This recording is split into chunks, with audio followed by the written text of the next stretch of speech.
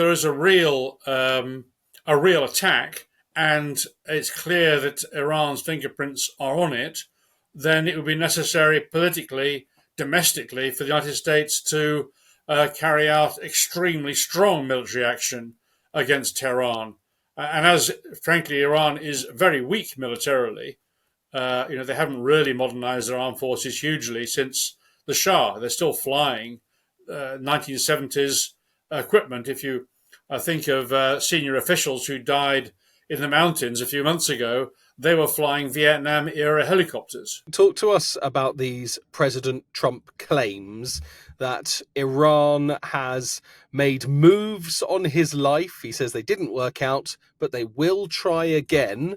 I think it's fair to say you don't buy it, do you? Well, it's quite possible. I think the US intelligence community, the Biden administration, and the Secret Service all have a great interest in being very transparent, because clearly they've been less than competent in the two attempts that we know about in public. So they've got every interest in not having that happen again, and that Trump being fully briefed. The Iranian regime, since in one of his last acts in office, 3 days before the infamous assault on the Capitol, Trump had the leading Iranian General Soleimani killed, ostensibly in retaliation for actions against US bases in Iraq.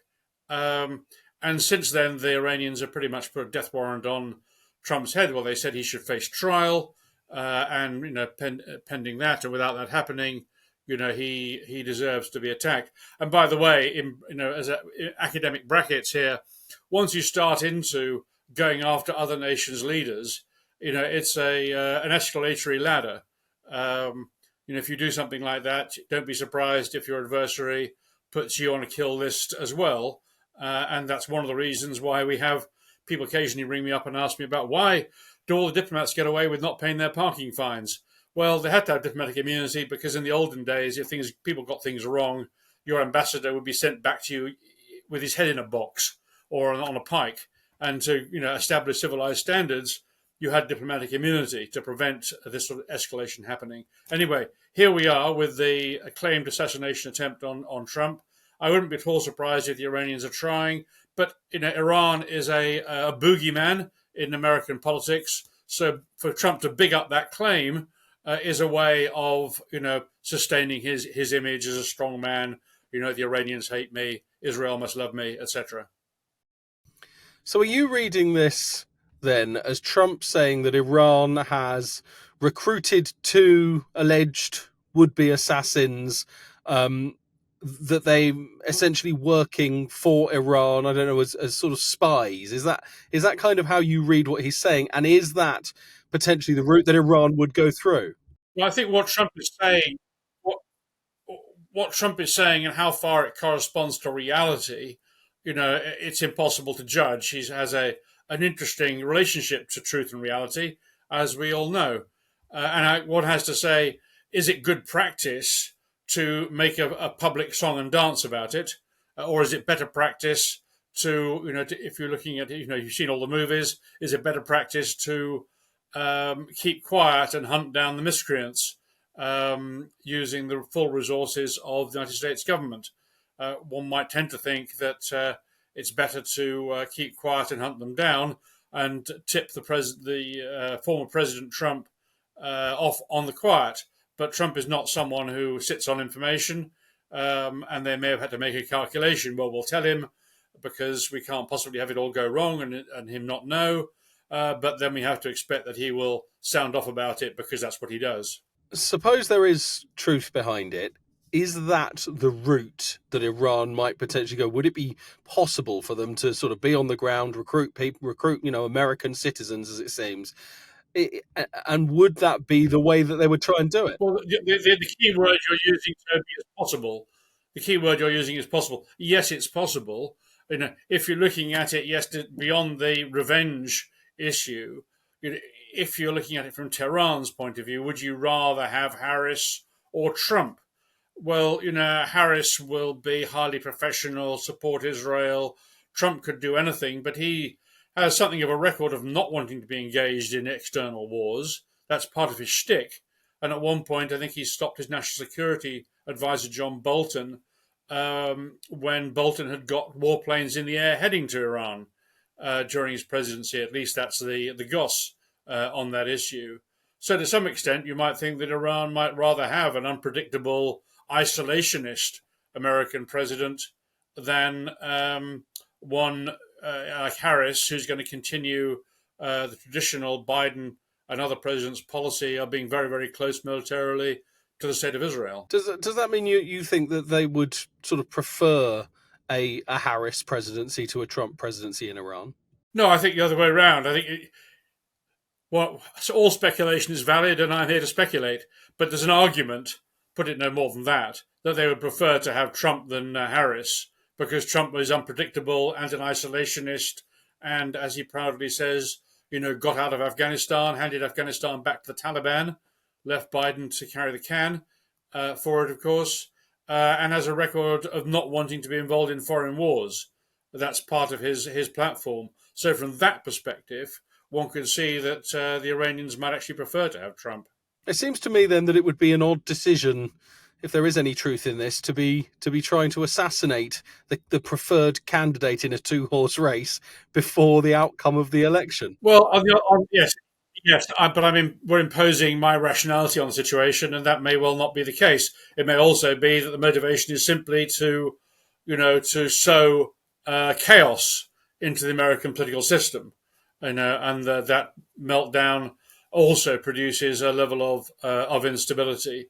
But clearly, for Harris, she doesn't want Biden to do anything dramatic in the next 2 months. One perhaps sees that in relation to what's going on in the Middle East, that all parties, have got 2 months to get on with it before Uncle Sam comes back in and starts telling people what to do. If there is an inclination to do that, they have more of a free hand now than perhaps they will do in the early new year, whether it's Netanyahu or Iran. Can I ask you a little bit about what we've seen over the course of the last week in the Middle East, with obviously Israel's attacks on Hezbollah positions in Lebanon? It seems like Iran has gone very quiet, or stayed very quiet. I'm just wondering where they are. Well, indeed, but I think that they may well also be calculating they don't want to incite further escalation from Israel. But the Iranians have had to have an awful shock when, in the aftermath of the horrible Hamas attacks of October the 7th, there was a point when Iran launched a mass missile attack on Israel, and almost all of those weapons were intercepted and shot down. And I think that must have been a real setback for the Iranians in realizing that their vaunted capabilities weren't really up to much, and the political leaders will have been dismayed with the failure of their military to do what their military told them they could do. Do you think then that Hezbollah, being Iranian backed, are being left a little bit high and dry by I don't know whether you'd call them the leaders, but certainly those that support them? I think Israel's adversaries tend to be a lot, not to say they are not motivated by extremely intentions against Israel. They certainly are. But I think technologically and militarily, they are somewhat weaker. The problem, of course, is that from the Israeli perspective, for every adversary they kill, and every bit of technology that they destroy, you just come back with further threat. And that goes back to the origins of Hezbollah in the Israeli attacks on the camps in Lebanon in the 1980s. They directly produced Hezbollah. And I think the problem for the Israelis is the fallacy of the last move. They think they can whack the enemy, and then the enemy comes back in a different form and stronger. And overall, the state of Israel and other parties in the region have a real objective interest, a realistic interest in pursuing stability and peace.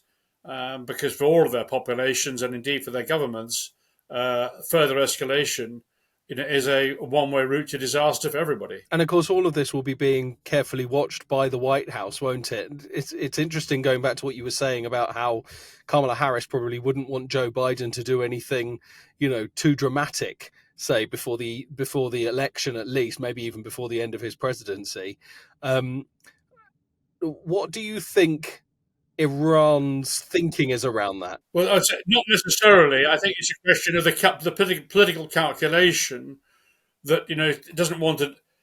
If there is a military move that would produce a 10% swing to Kamala Harris, then her advisors may be more impressed. But I think independent and middle America are going to be highly skeptical of military activities, further escalation, and perhaps lay it at her and President Biden's door.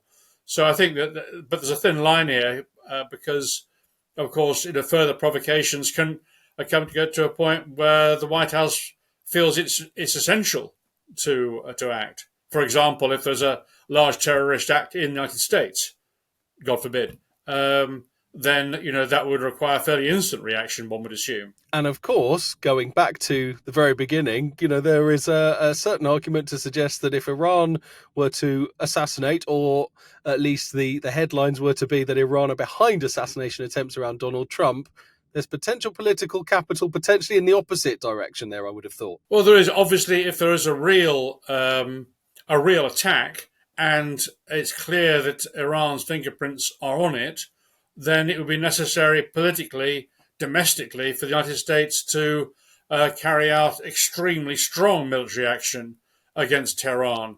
And as, frankly, Iran is very weak militarily, they haven't really modernized their armed forces hugely since the Shah. They're still flying 1970s equipment. If you think of senior officials who died in the mountains a few months ago, they were flying Vietnam-era helicopters.